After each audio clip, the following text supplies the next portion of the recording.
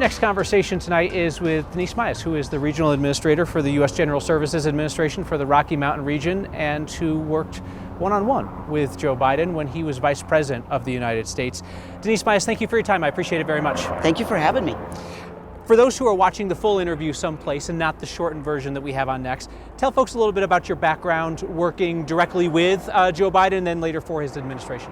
Sure. I worked for then Vice President Biden during the Obama-Biden administration, and I was Director of Administration, which meant that I oversaw his travel, his schedule, and just his calendar in general, and personnel. Got you. And then he appointed you to a new role in his administration when he became president. That's correct, as Regional Administrator for the General Services Administration. I don't think a lot of people know what the GSA is. You know what? I have actually found that out to be true, You want to do the 15-second on the GSA? I know, I'm always practicing my elevator speech. GSA is really the largest real estate holder and the biggest landlord in the country. We are the government's landlord. So if you think of federal courthouses, congressional offices, all of that belongs to the GSA, as well as the fleet and the technology services that we provide to sister agencies so that they in turn can do their job for the American people. When Joe Biden was being urged to drop his re-election campaign, I remember having conversations with people saying, you know, this would be unprecedented in American politics in modern times, but it would be in keeping with who Joe Biden says he is. What did you see reflected of the man you know in his decision? I think just that. I think one of his true qualities of being a leader is his selflessness and his love of country, and I think that is clearly on display at this moment. Now, I do think that the reason why it didn't happen sooner is, I think first and foremost in his mind was the need to defeat Donald Trump because he thought that would be bad for the country. Is he not also kind of a stubborn guy? I don't know. I mean, I think when given the right data and the right information, and he asks all the right questions and gets the right answers, or good answers, I should say, then I think he's willing to take a good look at that, and I think that's what he did here. But you know, sure, a lot of us can look back and revisionist history and think it would have been great to have happened sooner, but it happened when it did, and I think there's pluses to the fact that it happened, in fact, at the time that it did. Yeah, I was going to ask you that. Did you think it would be better for your party, for Democrats, if it had happened a year ago? I don't think so, honestly. I mean, there's lots of reasons, I suppose, that some may argue that it might be better, but look, I mean, it's because of its unprecedented, it captures this moment. There's so much enthusiasm, so much excitement, so much love for President Biden, as there should be. It's after the Republican convention, where they spend all of their time going after President Biden.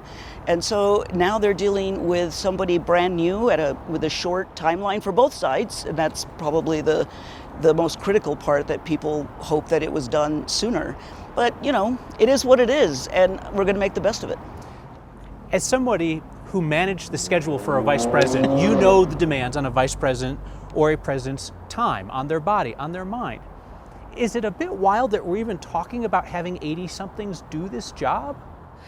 Yeah, I think so, and I don't, you know, there's something to be said also for the 80-year-old with a great deal of experience and a long resume and being well regarded all over the world.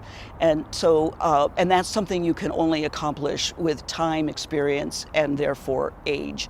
But you know, I am hopeful that President Biden, and I say this all the time, is enjoy yourself now. You know, you love going to Delaware, you love spending time with your family, and I know he'll do that. And I love that idea of him enjoying the rest of his life in that sort of comfort and places he loves to be, and in a place where he's loved. So he has the big speech Monday night at the DNC. Kind of strikes me like it might be the lowest pressure big speech of his career, right? Because his legacy is going to be dependent on his record and his decision to step aside. But what do you think about this particular moment, his opportunity to address his party and address the nation of the DNC? I'm really looking forward to it, obviously. But you know what? I think he takes every one of these speeches, you know, they're really important to him. So it's not that, I don't think he's going to see it as, you know, low expectations or low priority in the scheme of things. Because in some ways it's sort of a farewell in some ways. So I think there might be even a little bit more on his part to really knock it out of the park. And I think he'll have a lot to say about his own legacy and how much he loves America and this country and all the wonderful things he's done for it and the American people. How much of his legacy is set in stone now, and how much will be determined by whether Kamala Harris wins, whether the economy has a soft landing from inflation, what happens with Ukraine and Russia? And Israel and Sure. Palestine as well. I think there are so many good things about what he has done as president and also as vice president. I think we can't forget that, the important role he played, given his many, many years of experience in the Senate and knowing all of those senators and being able to bring the Recovery Act and things like that he did while vice president. And so I think there's so many chapters to his book of legacy, and I hope that we, I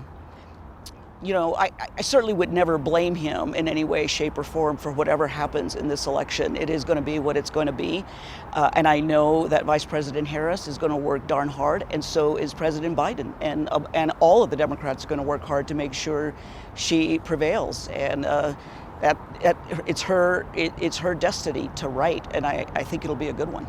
A last thought. The cameras are gone, the media's out of the room. It's you and Joe Biden in a room, sorting out a problem, talking through a schedule, making a plan.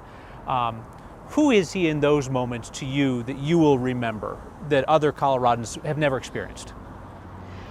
Gosh, that's a great question. I'll reflect a little bit, and I have been reflecting on this when he interviewed me to work with him. And he had such interest in me personally.